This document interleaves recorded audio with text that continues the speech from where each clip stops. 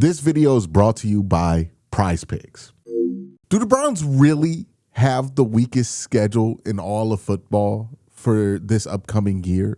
Right now, if you look at schedules ranked by 2025 win percentage, the Cleveland Browns have the lowest, which means they have the weakest schedule according to 2025 win percentages, 429.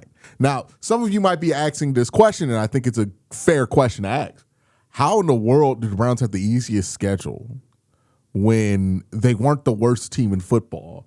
And then when you look at the worst team in football, the team that did get the number one overall pick, we're looking at a Raiders team that on this same strength of schedule ranking is number 7 in the same conference that the Cleveland Browns are in. How does that happen? Well, I'll tell you how that happens. If you look at this strength of schedule ranking, right, you will notice that at the bottom half of this, you don't only see the Cleveland Browns, right? The Bengals are the 29th ranked strength of schedule, so the third worst schedule. The Ravens are right there at the bottom as well, and the Steelers are at the bottom. All AFC North teams have an opponent win percentage this year under 500. There has to be something going on with that, right? If the whole division has a weak schedule this year, how does that happen? One, I think it has to do with the performance of the division last year. A lot of people have forgotten this, but the AFC North was pretty bad last year. And then it also has to do with who the Browns are in rotation to play this year, right? They're playing the AFC South, and they're also playing the NFC South on rotation. So every year you play 2 divisions on rotation, right? One in the AFC, one in the NFC. This year the Browns are going to play the Houston Texans, the Indianapolis Colts, the Jacksonville Jaguars, and the New Orleans Saints.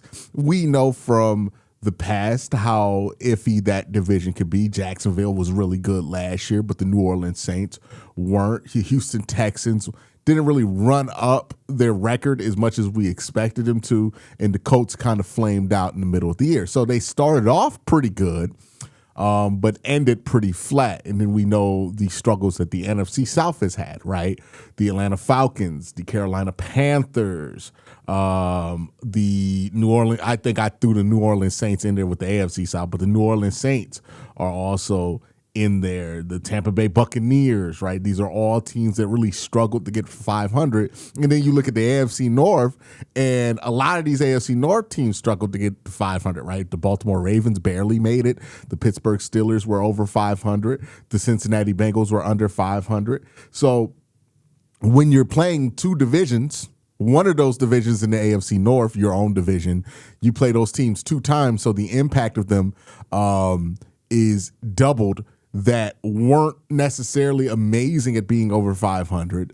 And then you add the fact that the NFC South was also pretty much all at or under 500.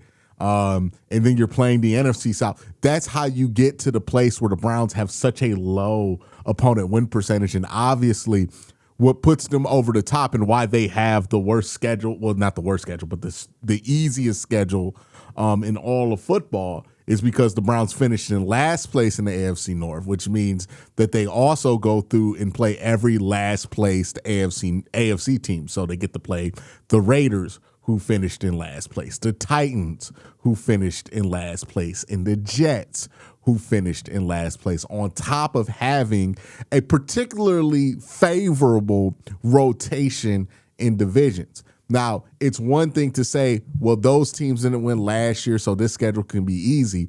But let's really evaluate if these teams that we're playing this year are actually going to be as bad as they were last year. We'll get into that, but first, got to thank my sponsor, PrizePicks. Hey, let me talk to you about my sponsor for this year, PrizePicks. It's a fun way to win cash while you're watching your favorite teams. Forget complex betting rules. Their app is designed to be incredibly easy to use. Just pick more or less on a few player stats and lock in your lineup. Speaking of, here are my picks for this upcoming NFL season. They have Myles Garrett at 14 sacks here. I think he will get more than 14 sacks. Joe Burrow at 3,875 passing yards. I think he'll be a 4,000-yard passer. I'm going to go with more. They have Derrick Henry at 1,224 yards. I'm going to go less than that. Check to see if PrizePicks is available in your state. You can follow me on the app at KWEN_C to see all of my lineups. Download the PrizePicks app today. Play $5 and get $50 in lineups when you download the app using the link in the description. All right, so I'm going to pull up here the Cleveland Browns home and away opponents, right? We're going to look at this. Now, I think the order of this matters a great deal for what the Browns' potential can be in the win-loss record column, because the Browns are putting together a lot of pieces on offense, right? They are possibly starting, either Deshaun Watson or Shedeur. If Shedeur is starting, that's a lesser experienced quarterback. If Deshaun's starting, that's a guy who has not played football in 700 days on a official capacity, right? Like in a real regular season game, it's been 700 days in between for Deshaun Watson when he gets out there and steps onto the field. So there's that with Deshaun that you have to deal with, or with Shedeur, him just simply not having the most experience in the world as a NFL quarterback.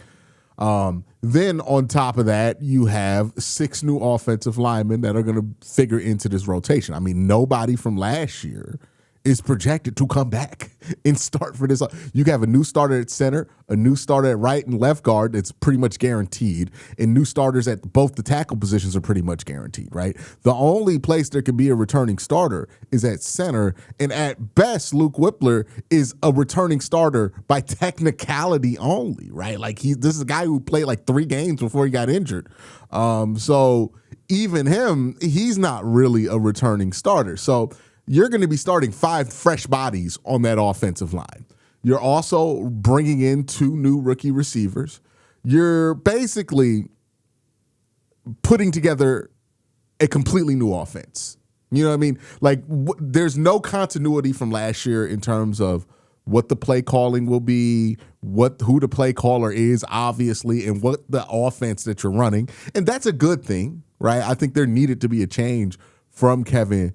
And now we're going to see what Todd Monken can do with this offense.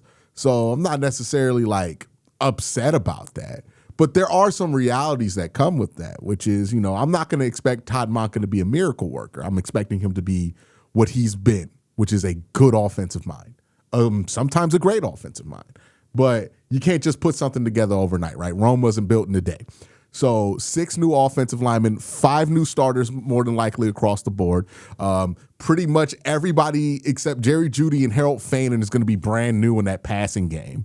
That's going to take a little while, more than likely, to really get going, right? I expect offensively there to be a bit of a slow start. Even with the run game stuff where I think that the Browns could excel, run game is like stacking dominoes, right? I've talked about this in film breakdowns in the past. One domino doesn't get to the right place at the right time or fall at the right time, and it all goes to shit, right? Which means chemistry and timing and repetition, that's necessary to have a crisp run game, and it's possible that the run game is going to be inconsistent to start because of all these moving pieces, right? The Browns have a ton of moving pieces. So in my opinion, if you get your tougher games out the way early, the games that you are likely to lose anyways, regardless of where this offense is, because you're outmatched at certain places that you can't really reach to, that will probably be better, right? If you steal one of those games, awesome.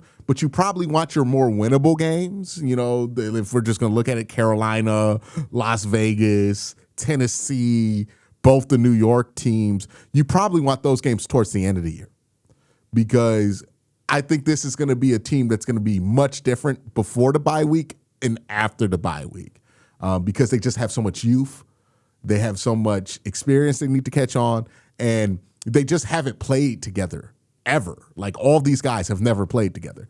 So there might be a bit of a slow start here. But if we're looking at the opponents, right, are the Ravens going to be significantly better than they were last year? They have a new coach, right? They're moving some pieces in and out. I think the Ravens will probably be similar to what they were last year, maybe even a little bit better, just because they were so much worse than they usually are last year. But I don't expect the Ravens to make a significant jump from what they've always been, right? Like they're going to be the Lamar Jackson Ravens. The Cincinnati Bengals, are they primed to be better than what they've been? It all depends on the health of Joe Burrow, but the health of Joe Burrow has been inconsistent for the last 3 years now. So who knows? I do think this is Cincinnati got a little bit better defensively, but I don't think they got better enough to make up the gap there. So they'll be slightly better, but I don't think so much better that they're not going to have problems like they had last year. Pittsburgh, did Pittsburgh get better this offseason? I don't know, man. They lost Mike Tomlin. They replaced him with Mike McCarthy, which is okay. Uninspired, but okay. You know, he's an offensive mind. It's kind of like, I think I've literally used Mike McCarthy as a comparison point for Mike Tomlin. They got the same resume. Just one guy's on offense, the other guy's on defense. And it's not like Mike blew up the world at his last stop with the Dallas Cowboys. So I don't know really what to make of that, right? Are the Colts going to be better than they were last year? I have no clue what that team's going to be, right? Daniel Jones, I'm not a believer in Daniel Jones, so we'll see what happens there. The Falcons, I think they're probably going to be about the same as they were last year, maybe a little bit better, right? Maybe the Kevin stuff early works for them, but I do think it's interesting that Kevin's going to have to play the AFC North this year, right? Like, we'll see how that goes, because sometimes Kevin's best stuff has come against the AFC North. Other times, you know, the biggest flaws in Kevin's game have been because teams can be familiar with what he wants to do, and ultimately what he wants to do is not varied enough to throw teams off, especially the better teams that he plays. So we'll see how that goes for Atlanta. But I expect the Carolina Panthers to be worse than they were last year, the Raiders to be about the same, right? I like Fernando Mendoza, but they're giving him a rough deal year one, right? Maybe that he's so good that he can improve them, which I don't think is out the realm, but, you know, rookie quarterback, you expect to be a 4 to 5 win team at best. Houston Texans, I don't know if they've gotten better, you know, but they're not going to be bad. They're going to be a 10-win team, right? Like, they're one of those teams where I'm like, you probably want to get a game with them out the way early while you're still struggling. That way you don't waste a great performance versus a team that's just going to be able to beat you anyways. So like Baltimore, Houston, probably in that range. You just want to get the at Pittsburgh game out the way. It has nothing to do with how I feel about Pittsburgh. Everything to do about how I feel about playing at Pittsburgh. And then we look at some of these away opponents. Obviously, you have your division, and then you have Jacksonville in Jacksonville. Do we think Jacksonville is going to be better than they were last year? I don't. Like, on paper, it makes sense that they will be better. They improved their wide receiver room. They're getting Travis Hunter back. They should be better. But Jacksonville under Trevor Lawrence has been a seesaw football team as long as you can remember them being with Trevor Lawrence, right? Like, they have always been up, down, up, down, up, down. I think they're probably going to underperform this year. The Saints might be better than we think they're going to be this year. We'll see how Tyler Shuck does at quarterback for them, but maybe they're better than we think they are. The Tampa Bay Buccaneers, they're another team that it really matters when you play them, right? Especially in the Baker Mayfield era. There are weeks where Baker Mayfield and the Tampa Bay Buccaneers are red hot and they're hard to beat. There are weeks where the Tampa Bay Buccaneers are one of the most lackluster looking football teams in the NFL playoff picture. What version of the Tampa Bay Buccaneers you get greatly depends on when you play them, and that's going to be something you're just going to have to monitor during the season. But the Jets, I don't think the Jets are going to get significantly better. I think they will be better than they were last year. They're going to be a more feasible defensive team, but I don't think they're going to be significantly different. The Giants, I think the Giants probably are going to be worse than they were last year. Well, no, they got Harbaugh. They'll be all right. And the Tennessee Titans, I expect them to be pretty bad, but better than they were last year. But I don't really know if we're looking at this schedule, if we should anticipate that there are some dark horses in here, right? Like, all the teams that the Browns are playing haven't really made a huge swing that changes the reality of them, right? The Baltimore Ravens fired Harbaugh, but that roster is pretty much the same. The Cincinnati Bengals are pretty much the same team plus Dexter Lawrence and a little bit of improvement on defense.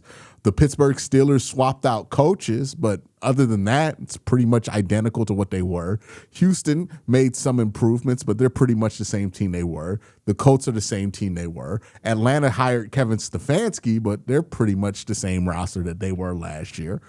Carolina, I mean, are we betting on Bryce Young making the playoffs 2 years in a row? I think a lot of people are rightly going to bet on them regressing. The Raiders, they did get Fernando Mendoza, but it's his rookie year. And maybe he's ready to hit the ground running and he has a great rookie year and it's like Andrew Luck and he pulls him out of poverty.